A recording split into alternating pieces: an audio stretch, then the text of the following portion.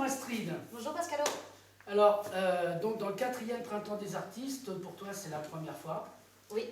Alors, on va te demander de te présenter. Donc, je ne vais pas te poser trop de questions. Tu vas faire le boulot et puis je te rejoins quand tu auras fini. D'accord. Bonjour à tous, moi c'est Astrid Corbin, donc je suis toute nouvelle artiste depuis seulement 2019. Donc voilà, Pascalo, on s'est rencontrés quasiment en même temps à mes débuts et donc voilà, en fait, quoi dire d'autre après, sinon l'art n'est pas mon métier principal, c'est le loisir de la pratique de l'art. Sinon je suis cantonnière et gestionnaire d'une maison secondaire. Donc voilà, je fais un peu de multitâche, maman de 3 enfants aussi. Et puis je m'éclate à pratiquer l'art, c'est pour moi un moyen d'expression totalement libre. Donc que j'ai découvert en été 2019 grâce à une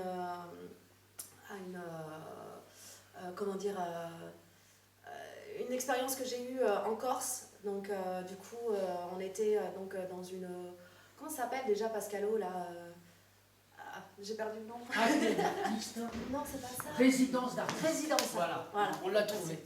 Merci. Alors du coup, oui, j'ai découvert en 2019 l'art contemporain lors d'une résidence artistique en Corse avec des jeunes et des moins jeunes artistes qui avaient tous fait l'école, donc voilà, et en fait là pour moi ça fait tilt dans ma tête et j'ai découvert donc ce moyen d'expression qui pour moi était vraiment qui dormait en moi en fait, et donc voilà, ça a commencé par le cri qui est là-haut, donc c'est ma toute première toile, c'est sorti, ça avait besoin de sortir, c'est vraiment un cri de rage de vivre et voilà. Voilà, c'est cette toile-là qui est de 2019. Voilà, c'est ma toute première. Et justement, je voudrais en revenir là-dessus aussi, c'est parce que quand tu m'as présenté ça, enfin quand tu m'as montré ça, je t'avais dit, j'aimerais bien que tu m'en fasses 12. Oui.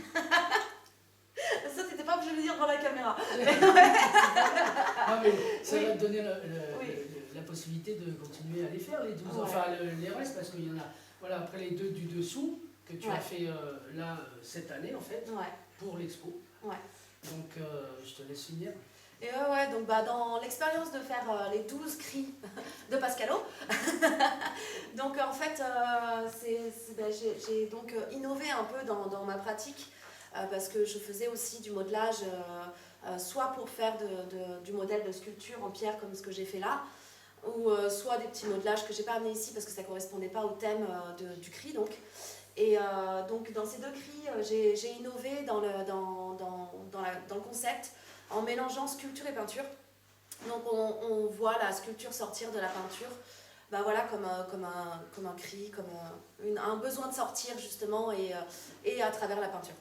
Donc voilà, après il y a aussi une nouvelle technique que j'ai mise en place pour mon cri de joie, donc Enjoy.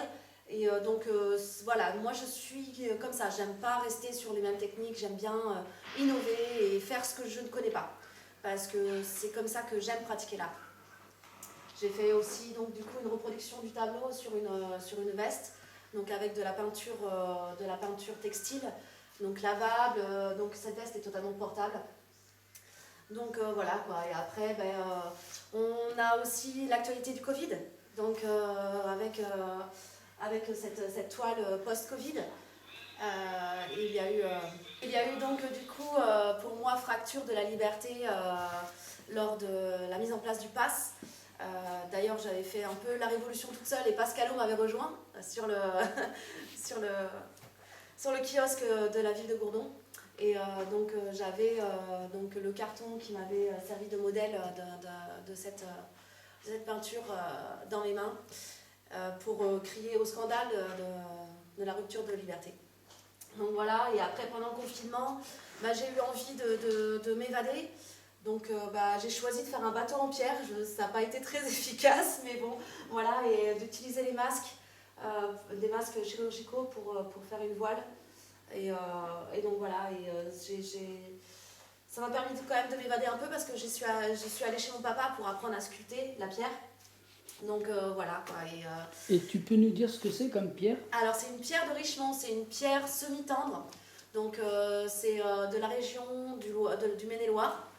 Donc voilà, et c'est une pierre donc, qui est utilisée principalement pour les cheminées, pour les angles de fenêtres, pour les piliers. C'est des pierres qui sont utilisées donc, pour les tailleurs de pierre. Et mon père ayant une entreprise de taille de pierre, j'ai eu l'occasion d'apprendre là-bas avec mon papa, mon oncle, les autres ouvriers qui étaient sur place, et d'avoir les grosses machineries pour tailler en gros la pierre déjà. Et après, mon père m'a offert les ciseaux et la portugaise pour pouvoir tailler au fur et à mesure. Donc voilà. D'accord. Moi, je voudrais revenir un petit peu sur celui-là, sur Hop. Hop. Alors Hop. Explique-nous un peu. Hop, il est assez particulier, celui-ci, c'est un grand moment d'émotion pour moi.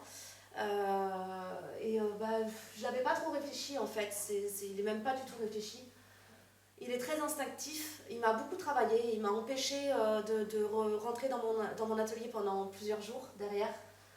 Parce qu'une fois fini, quand j'ai pris du recul, j'avais pas pris de recul du tout, j'étais dans la toile, je suis restée des heures sur cette toile.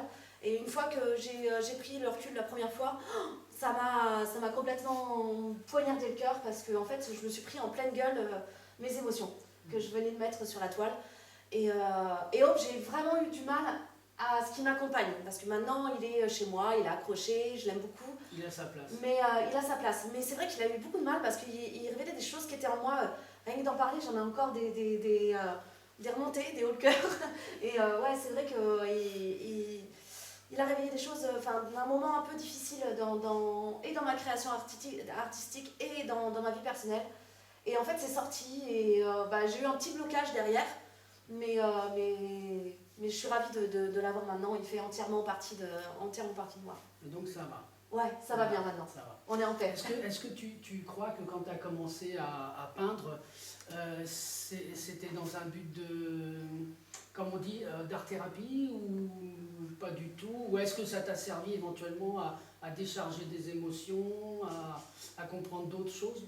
Alors à la base, je devais travailler. À la base, je voulais faire des toiles parce que j'avais éventuellement une exposition à faire. Donc c'était vraiment, je devais me mettre dans l'énergie du travail. Sauf que j'étais vraiment dans une énergie qui était un peu dans le bas en fait. Et donc du coup, on est ressorti Hop. Alors c'était pas du tout l'espoir que je voulais peindre à la base. Et en fait, c'est sorti comme ça.